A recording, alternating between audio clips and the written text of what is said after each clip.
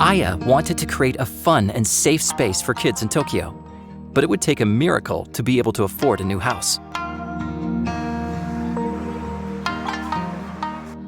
If my daughter has a bad day at school, when she comes here after, she feels so much better.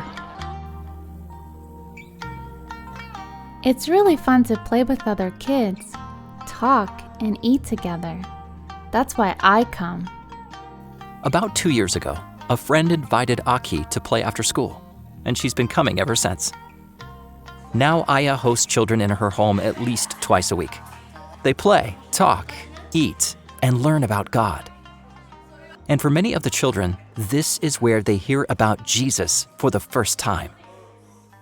The challenge of spreading the gospel in one of the world's largest cities is intimidating. To reach everyone in Tokyo, every church member here would have to minister to about 10,000 people.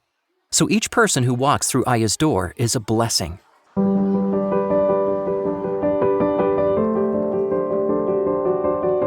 The house sits next to a beautiful park where kids can play and easily visit Aya's home. The bottom level is an open space, perfect for their events. But this space is more than just a place to get together. It's a space where kids can just be kids. They feel safe enough to open up. In some cases, this is the only place where they aren't judged or criticized for sharing their problems and feelings. They go to Aya for mentorship and to ask for advice.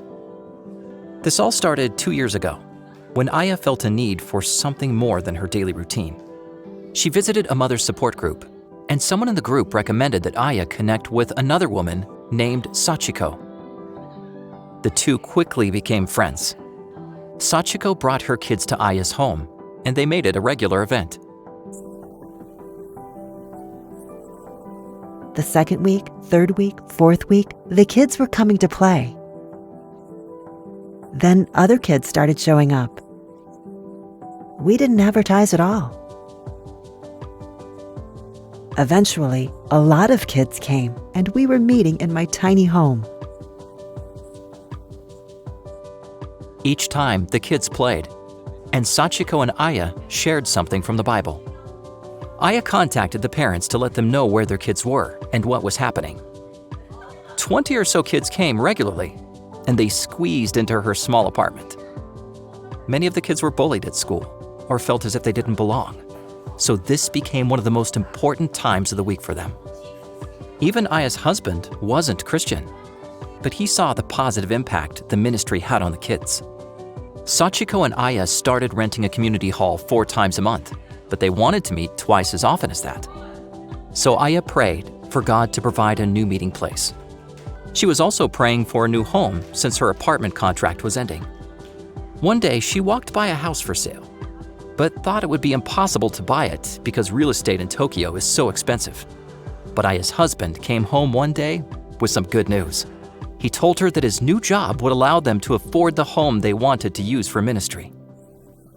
This was God's voice speaking to me. The location is good, the money was taken care of, and God was providing everything. Since that day, Aya has dedicated the space to serving her community. She loves the families who gather in her home. But she knows the work doesn't end there. Millions of people who live in Tokyo are largely unreached. The challenge of this busy urban environment makes it a priority for our prayers and efforts. Pray that people like Aya will find ways to connect with families throughout Tokyo. Thank you for supporting Mission